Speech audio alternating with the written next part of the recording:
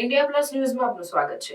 આંકલાવની શ્રી હોસ્પિટલમાં મહિલાનું મોત થતા પરિવારજનોનો હોબાળો। આંકલાવમાં આવેલ ખાનગી શ્રી હોસ્પિટલ જે વારંવાર વિવાદમાં આવી છે તે ફરી એકવાર વિવાદ સર્જાયો છે। પરિવારજનોએ આક્ષેપ લગાવ્યા છે કે ડોક્ટરોની બેદરકારીના કારણે પ્રસૂતિ મહિલાએ જીવ ગુમાવ્યો। પરિવારજનોમાં શ્રી હોસ્પિટલના ડોક્ટર સંદીપ પટેલ પર પરિવારજનો દ્વારા આક્ષેપ કરવામાં આવ્યા। આ ઘટનાની જાણ પોલીસને થતાં તાત્કાલિક ઘટના સ્થળે પહોંચી તપાસ હાથ ધરવામાં આવી। રિપોર્ટર જય કિશન પરમાર।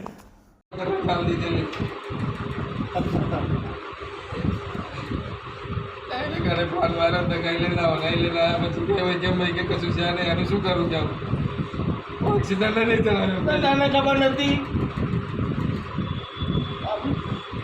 બીજું અત્યારે હું પરિસ્થિતિ છે કશું છે નહીં હું તાર ક્યાં હું કશું ના કરી શકું તો બરાબર હવે તમે એમ કરવા માટે સરકારી હોસ્પિટલમાં લઈ જવા તૈયાર છો ને અહીંથી મારે એમની જરૂર એ બાજુ એમને હું ગઈ કે ના કર્યો પછી એમ કરવા માટે તમારે સરકારી હોસ્પિટલમાં તૈયારી ફરજ પડે ને એમ કર્યા વગર શું ખબર પડશે શું થયું સર કોઈ ડાક્ટર જવાબદારી લેવા તૈયાર નથી હા ભાઈ મારથી આ બનાવ બન્યો જ નથી એવું કહેવા માગે છે। મારું નામ મેહુલ કુમાર ચિમનભાઈ ચૌહાણ, ગામ કસુંબા। અમારા ભાભી છે, એમણે સવારમાં 11 વાગે અહીંયા શ્રી હોસ્પિટલમાં લાવેલા આંકલાવમાં। તો એમને છે ને અંદર બાળકમાં કંઈ પ્રોબ્લેમ એવું જેવું લાગ્યું ને તે અહીં બતાવવા આવેલા। તે ડૉક્ટરે એવું કીધું કે તમારું બાળક અંદર ડેથ થઈ ગઈ છે, તો એમને એવું કીધું ક્રિએટન કરવું પડશે। તે અમારા ત્યાંના આશા વર્કર છે, એ મેડમના સજેશનથી અમારા ભાઈએ વસ્તીનું અને ક્રિએટન બંને એક સાથે કરવાનું નક્કી કર્યું। એ ડૉક્ટર સાહેબનું રિપોર્ટ કર્યા, એમને જે બધું કર્યું એમાં એવું કહેવું કે લોહી તમારા વાઈફનું 7% જ છે, કે તમારે લોહી ચડાવવું પડશે। તો અમારા ભાઈ આવું છે ને પેલું બ્લડ બેંક ત્યાંથી બ્લડ લાવ્યા, પણ ઓપરેશન પહેલાં કરીને બ્લડ પછી ચડાવ્યું, પછી ઓપરેશન કરી દીધું।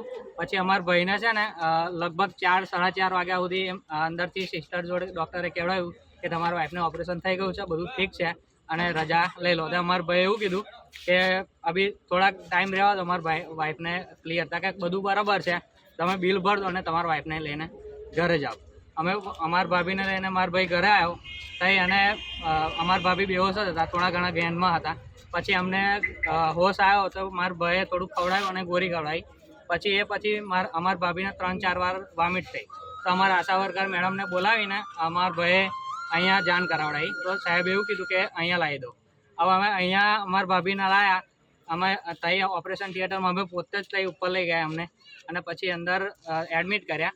15-20 મિનિટ પછી ડૉક્ટર સાહેબે અમને 3-4 જણને ઓફિસમાં બોલાવીને એવું કીધું કે તમારા વાઈફની ડેથ થઈ ગઈ છે, અને અમારા ભાઈએ એવું કીધું કે કંઈક કરો, કંઈક થોડું ચેક કરો। તો કે અંદર કશું રહ્યું જ નહીં, તો શું ચેક કરવાનું એમ, તમારે લાવતા ડેથ થઈ ગઈ, એમાં મારી કશી પ્રોબ્લેમ છે જ નહીં કે એવું આ સાહેબશ્રીએ કહ્યું। હવે મારો પ્રોબ્લેમ એ છે કે જો કોઈ પણને ઓપરેશન કરે, કાં તો થોડું ઘણું વાગ્યું હોય તો કોઈ ડૉક્ટર સિરિયસ વસ્તુ હોય તો ડૉક્ટર એવું કહે કે થોડા ઘણા દિવસ રહો, કાં તો એક રાત રહો, કાં તો એક દિવસ રહો, પછી અમને ઠીક લાગશે તો અમે રજા આપીશું।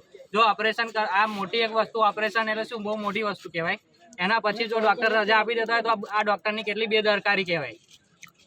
અમારા ભાઈએ એવું કીધું કે અભી થોડાક ટાઈમ રાખો, મારા વાઈફને ચક્કર હજુ હોશ બરાબર નહીં આવ્યો, પછી અમે લઈ જતા કે બિલ તમે ભર દો, તમારા વાઈફને ઠીક છે, તમે ઘરે લઈ જાઓ એમ। શું માગ છે અત્યારે તમારે? અમારું એવું જ કહેવું છે કે આ જે એમની બેદરકારી છે એનું એમને એ થવું જોઈએ, અને આ એક નહીં અનેકો કેસ આ હોસ્પિટલ પર છે, તો એનો નિર્ણય આવવો જોઈએ એવું મારી માંગ છે। અને જો ઓપરેશન કર્યું અને એમને તરત જ રજા આપી દીધી, એનો એમને જવાબ આપવો પડશે અમને કે કેમ રજા આપી એમ।